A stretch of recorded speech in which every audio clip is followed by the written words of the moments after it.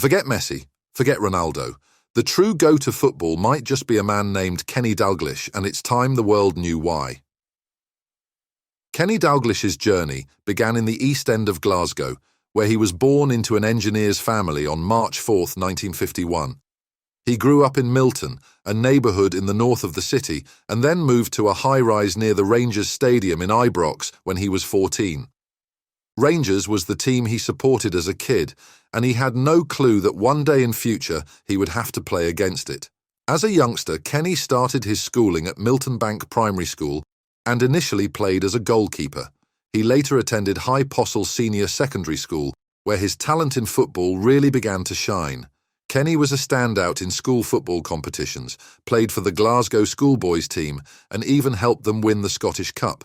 He was also part of the Scottish Schoolboys team that dominated a major tournament. Despite his obvious talent, Kenny hit a few bumps early on. In 1966, he tried out for West Ham United and Liverpool, but didn't make the cut. However, his luck changed in 1967 when he signed a professional contract with Celtic. It's a very funny story, actually. When the assistant manager from Celtic came to his house to talk about signing, the place was decked out with Rangers memorabilia. Initially, Kenny didn't make an immediate splash. He was first loaned out to Cumbernauld United, where he netted an impressive 37 goals. He also worked as an apprentice joiner during this period. Although Celtic's manager wanted him to spend another season at Cumbernauld, Kenny was keen to turn professional. He finally got his chance and began playing for Celtic's reserve team alongside other future Scottish stars. Kenny made his first team debut for Celtic in 1968. By the following season, he had transitioned from playing up front to midfield in the reserves, a move that really paid off. Over the next few years, Kenny's goal scoring didn't slow down. One of the highlights was a Reserve Cup final against Rangers where he scored a hat-trick. Still, he wasn't a regular in the first team yet. In fact, he was in the stands during the tragic Ibrox disaster in 1971, which claimed the lives of 66 Rangers fans. By 1971, though, Kenny's talent was undeniable. He played in a testimonial match where he scored 6 goals. That match really showed everyone what he could do. From his humble beginnings in Glasgow, Kenny was well on his way to becoming one of football's greats. In 1977, Dalglish moved to Liverpool for a record-breaking transfer fee at the time. He was brought in to replace Kevin Keegan and did so with so much style, scoring in his first league match. Throughout his time at Liverpool, Dalglish was phenomenal, contributing to multiple league titles and even scoring the winning goal in the 1978 European Cup final. Also, how can we miss his partnership with Ian Rush that became legendary, enhancing Liverpool's attacking threat? But guys, Dalglish's impact was not just limited to playing. He later became Liverpool's player manager. In this dual role, he led the team to several victories, including a historic double in the 1985-86 season, where Liverpool won both the league and the FA Cup. His leadership continued to shine until his resignation in 1991, after which he returned in various capacities, influencing the club's direction and contributing to its legacy. Not only this, Kenny Dalglish's time with the Scottish national team is just as legendary as his club career. He kicked off his international journey back in 1971 against Belgium, and from there he just kept impressing everyone. A year later, he scored his first goal for Scotland, marking the beginning of many memorable moments on the field. Dalglish became a staple in the Scottish lineup throughout the 70s and 80s, racking up 102 caps and scoring 30 goals. He showed up in big moments like the World Cups in 1974, 1978 and 1982. One of his standout moments was in 1976, when he famously nutmegged England's goalie at Hampden Park. Now that was a goal to remember, but anyway.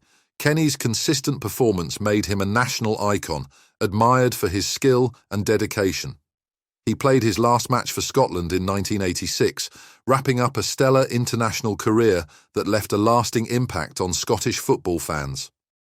He was a jack of all trades, but before we get into the details of what he did off-pitch, please make sure to subscribe to our channel. I know it's not cool to interrupt, but 98% of you have not subscribed. So yeah, please do the needful. Now back to Kenny. Kenny Dalglish's journey didn't just stop on the pitch. He also made a significant mark as a manager, starting with a bang at Liverpool. In 1985, after the Heysel Stadium disaster, Dalglish stepped up as player manager, showing incredible resilience and leadership. In his very first season, he led Liverpool to an impressive double, winning both the League Championship and the FA Cup, a feat that hadn't been achieved at the club in over a decade. Dalglish's managerial style was marked by his keen eye for talent and strategic nous. Under his guidance, Liverpool continued to dominate English football, securing several league titles and consistently challenging in domestic and European competitions. He had a knack for bringing out the best in players, forming dynamic duos like the famous Ian Rush and John Aldridge partnership. However, managing wasn't always smooth sailing. The emotional toll of the Hillsborough disaster in 1989, where Dalglish attended many of the victims' funerals, deeply affected him. His commitment during this tragic time won him immense respect, both on and off the field.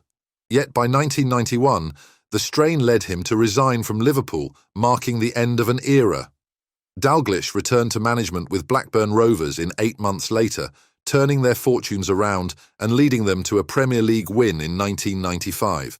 This victory not only celebrated Blackburn's resurgence, but also cemented Dalglish's reputation as a top-notch manager. He later had stints with Newcastle United and Celtic, each adding layers to his rich managerial trajectory. Kenny Dalglish's return to managing Liverpool in 2011 really highlighted his lasting bond with the club. When he took the reins again, he even led them to snag a League Cup in 2012. His time as manager was more than just about game strategies. It was driven by his passion, resilience, and a deep-seated love for football. Off the field, Kenny's life is just as compelling. He's been married to Marina since 1974. Together, they have 4 children, and it seems like the apple doesn't fall far from the tree. His daughter Kelly has made a name for herself as a football presenter for major networks like BBC Radio 5 Live and Sky Sports. Kenny is also a man with a big heart. When Marina was diagnosed with breast cancer in 2003, they set up the Marina Dalglish Appeal. Their charity work is remarkable, raising millions to fund cancer treatment facilities and equipment. Through their efforts, they've truly made a significant impact on many lives. This man was pure genius, and I think young players can definitely learn from him. First, they should work hard to improve their skills and understand the game well, just like Kenny did. It's also important to be versatile and willing to play in different positions to get a better overall understanding of the game. Kenny showed great leadership both as a player and a manager, so young players should also try to be good leaders for their teams. Lastly, keeping up a strong passion for football can help young players achieve their dreams, just like it did for Kenny. All in all, Kenny Dalglish is not just a football legend, but a true hero of the sport. His contributions on the field, his leadership off it, and his charitable endeavours paint the picture of a man whose influence goes beyond trophies and titles, making him a cherished figure in the annals of football history.